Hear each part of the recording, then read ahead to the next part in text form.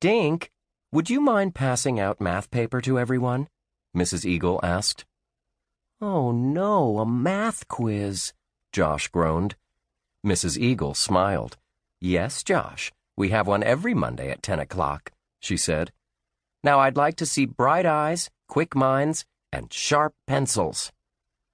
Kids fumbled inside their desks for pencils. Then some of them formed a line at the pencil sharpener. Dink liked his teacher and his room. Everywhere he looked, he saw books, cheerful posters on the walls, and sunlight coming through the windows. Mrs. Eagle had brought in a rug and some big pillows for the reading corner.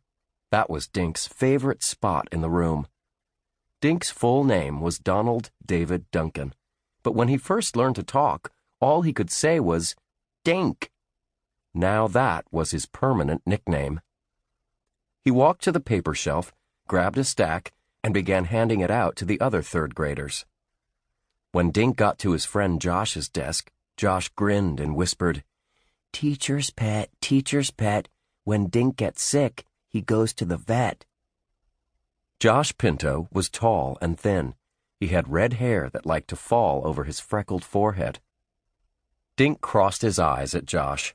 Then he slid a piece of paper onto his desk. Can I have two? Josh asked, pulling another sheet from Dink's stack. Ouch! Dink yelped, looking at his finger. There was a thin cut, and it was beginning to bleed.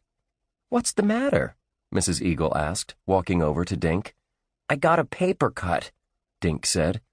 I'll bet that hurts, Mrs. Eagle said, handing him a tissue. You'd better go to the nurse's office and get a Band-Aid.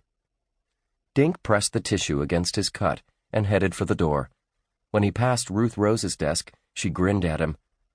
Hurry back for the quiz, she teased. Ruth Rose Hathaway lived next door to Dink on Woody Street.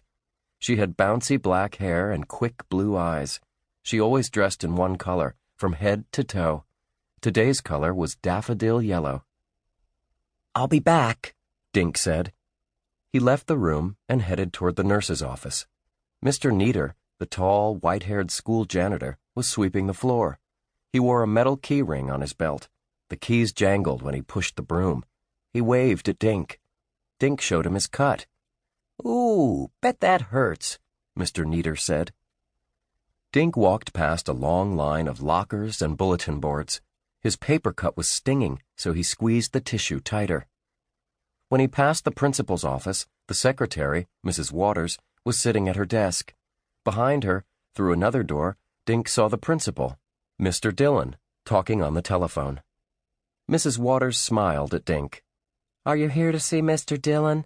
She asked. Dink stopped at the doorway and held up his finger. Paper cut, he said. Mrs. Waters shook her head. Bet that hurts, she said. Dink nodded and hurried next door to the nurse's office. Miss Shotsky was staring at her calendar when Dink walked in. Can you believe it's almost the end of March? She asked Dink. 82 days till summer vacation. Dink held up his finger. I got a paper cut, he said. Ooh, I'll bet that hurts, Miss Shotsky said. I'll have to amputate. Dink's mouth fell open, and Miss Shotsky burst out laughing. Then Dink laughed too. Come on in the back, where I keep all my torture stuff, the nurse said. She led Dink through a doorway behind her desk. Miss Shotsky pointed to the examining table in the middle of the room. Hop up there, please, she said as she walked over to a white cabinet. Dink sat on the table and looked around the room. Something smelled nice. Then he noticed a vase of flowers on a table next to a closed door. Over her shoulder, Miss Shotsky said, I have Batman Band-Aids, Wonder Woman Band-Aids, and Bunny Rabbit Band-Aids. Your choice, kiddo. Batman, please, Dink said. He stared at the corner of the room where the school skeleton usually hung from a hook. Miss Shotsky, where's Mr. Bones? The nurse had her back to Dink. Hanging in the corner where he always is. Dink stared at the empty corner. The school skeleton had been there as long as Dink could remember.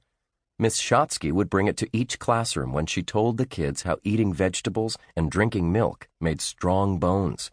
At holiday time, she always dressed Mr. Bones in costumes.